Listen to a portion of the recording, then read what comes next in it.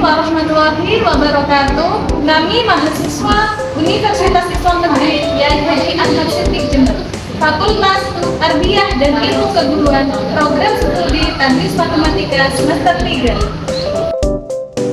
Video ini dibuat untuk menyelesaikan salah satu tugas mata kuliah studi hadis dan hadis tarbawi dengan dosen pengampu Bapak Ari Dwi Widodo, SPDI, MPDI. Kami dari kelompok 12 yang terdiri dari 3 anggota bekerja sama dalam proses pengerjaan dan penyelesaian video ini dengan judul materi tahris hadis dan pembahasannya.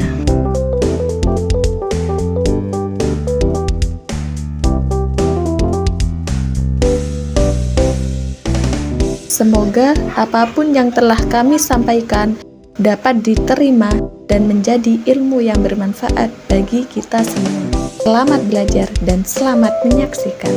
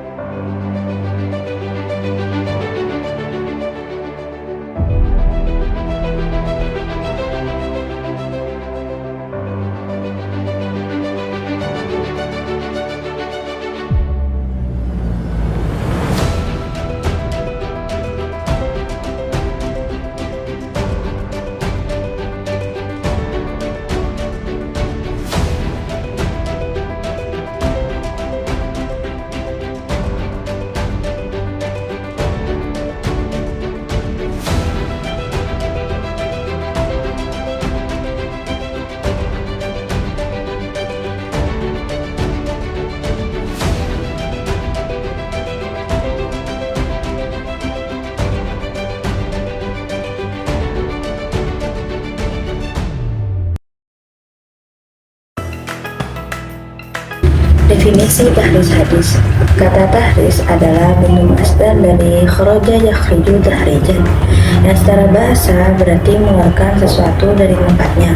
Tahrir hadis adalah istilah dalam ilmu hadis yang merujuk pada upaya atau metode untuk melacak asal-usul satu hadis, yaitu mengetahui sumber hadis tersebut dalam berbagai kitab hadis serta mempelajari sanad dan matanya. Sedangkan menurut Dr. Mahmud At-Tahnan dalam bukunya Taisir Mustalah Al-Hadis, beliau menjelaskan bahwa tahris adalah menunjukkan tempat hadis di dalam sumber-sumbernya yang asal di mana hadis tersebut diriwayatkan lengkap dengan sanadnya, kemudian dijelaskan derajat hadis tersebut jika diperlukan.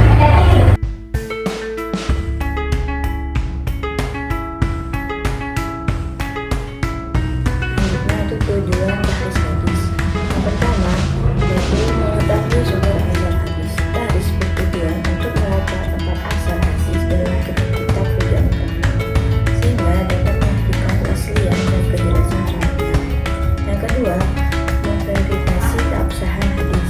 Dengan tahris, para ulama dapat menilai sanad dan matan hadis, lalu menentukan derajatnya apakah hadis tersebut sahih, hasan, dhaif, atau bahkan maudu'. Yang ketiga, mencegah penggunaan hadis palsu. Tahris membantu umat Islam untuk menghindari praktik penggunaan hadis yang tidak benar yang dapat menyesatkan dalam kaidah ibadah atau hukum syariat. Dan yang keempat, mempermudah pemahaman hadis.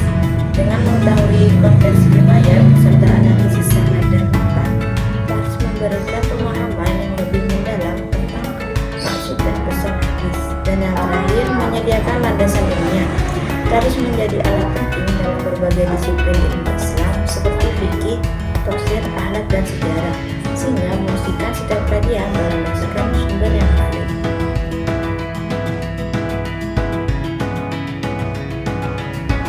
Urgensi tahris hadis. Yang pertama, menjaga kemurnian ajaran Islam. Hadis adalah salah satu sumber utama ajaran Islam setelah Al-Quran. Melalui tahris, umat Islam dapat memastikan bahwa ajaran yang mereka ambil benar-benar berasal dari Nabi. Yang kedua, menghadapi hadis palsu. Sejak masa awal Islam, banyak hadis palsu yang disebarkan untuk berbagai tujuan, termasuk politik dan bid'ah. Tahris sangat penting untuk membedakan hadis yang benar-benar berasal dari Nabi dari hadis palsu. Yang ketiga, menegakkan ilmu dan keilmuan Islam.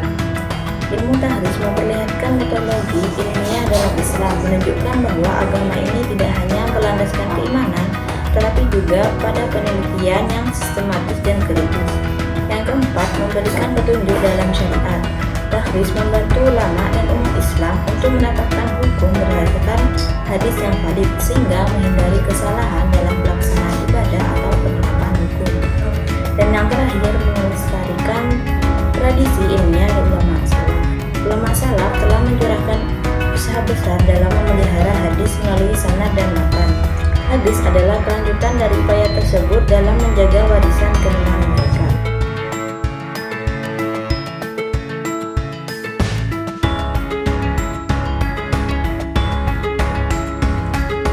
Selanjutnya, sejarah dan pertumbuhan tahrij hadis. Sebagai sebuah disiplin ilmu, tahrij hadis tumbuh dan berkembang belakangan dibandingkan ilmu-ilmu hadis lainnya, seperti tarajum al-ruwat, kajian biografi para perawi, dan nasikh wal mansukh. Namun, sebenarnya praktek tahrij hadis sudah dilakukan pada awal perkembangan ulum al-hadis.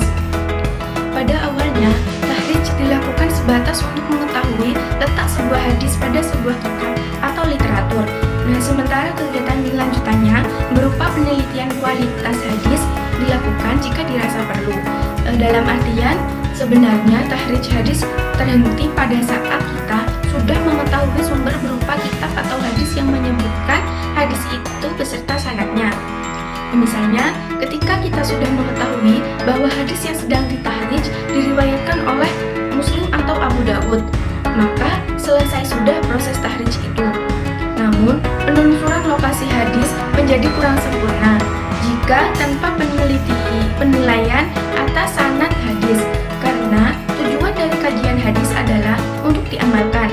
Setelah diketahui terlebih dahulu kualitasnya, berdasarkan penilaian atas sanadnya, penelusuran yang dilakukan dalam proses tahrij hadis bermuara kepada kitab atau literatur yang menyebutkan hadis beserta sanadnya yang dimiliki sendiri oleh penulis kitab atau literatur tersebut yang tersambung sampai Rasulullah.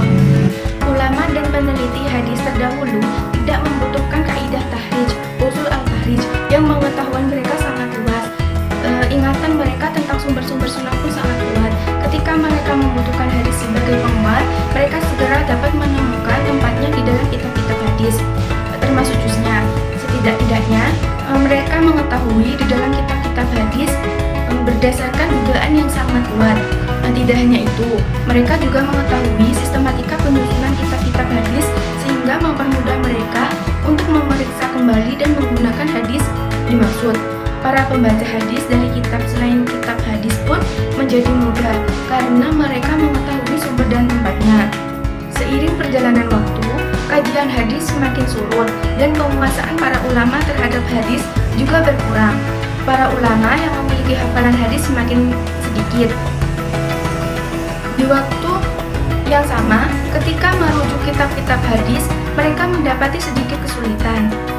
Para pengarang kitab dalam disiplin non-hadis seperti fikih dan tafsir seringkali menyebutkan hadis tanpa menyebutkan sanad atau mukharrijnya, sehingga dengan sendirinya kualitas hadis yang disebutkan juga tidak dapat dipastikan. Hal ini mengundang keprihatinan beberapa ulama untuk melakukan kajian lanjutan terhadap hadis-hadis itu. Mereka mulai menulis karya yang kita sebut kitab-kitab tahrij. Kitab yang dianggap sebagai pelopor proses tahrij hadis disusun oleh Al-Khatib Al-Baghdadi. Setelah itu, muncullah berbagai kitab tahrijul hadis. Di antara kitab tahrij hadis yang populer ialah Tahrij Fawaidil Muntakhobah Al-Shihah wal Gharaib yang disusun oleh Al-Syarif Abu Qasim Al-Husaini.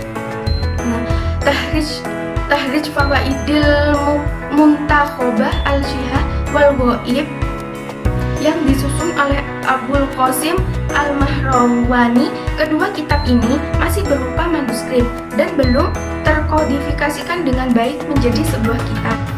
Ada pula judul sebuah kitab Tahrij Al-Hadisil Muhazzab yang disusun oleh Muhammad bin Musa Al-Hazimi Al-Syafi'i, dan yang terakhir kitab Al-Muhazzab yang merupakan karya utama Abu Ishaq Al-Syirazi. Lalu berturut-turut muncullah kitab-kitab tahrij hingga menjadi populer. Belakangan jumlah kitab tahrij hadis sudah mencapai puluhan judul kitab. Ini menjadi bukti bahwa ulama ahli hadis lazim disebut al-muhadditsin mempunyai perhatian yang sangat besar terhadap kitab-kitab hadis yang telah ditahrij. Mereka juga mempunyai kepedulian yang tinggi terhadap keterjagaan hadis Nabi. Melalui upaya mereka, tertutuplah segala kesempatan yang menyelewengkan hadis. Jika saja tidak ada usaha serius yang mereka lakukan, niscaya akan banyak ketimpangan. Jika itu terjadi, pengembangan ilmu-ilmu syar'i akan mengalami hambatan yang sangat serius, terutama dalam hal pencarian sumber-sumber hadis. Setelah itu, datanglah masa di mana seorang penuntut ilmu menjumpai sebuah hadis di dalam kitab yang hanya menyebutkan petunjuk singkat terhadap sumber aslinya. Orang itu tidak mengetahui cara memperoleh teks hadis dari sumber aslinya. Ini terjadi karena keterbatasan ilmu yang mereka tentang cara penyusunan kitab yang menjadi sumber hadis itu.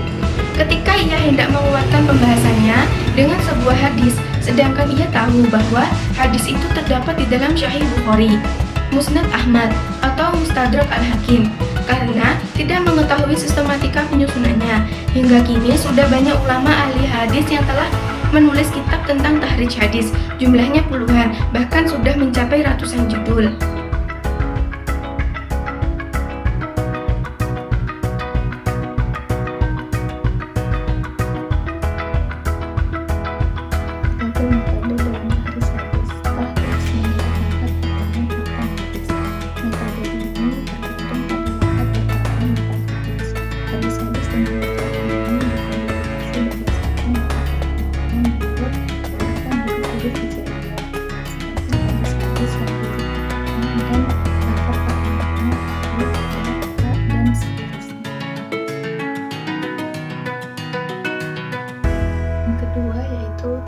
menurut kata-kata dalam matan hadis.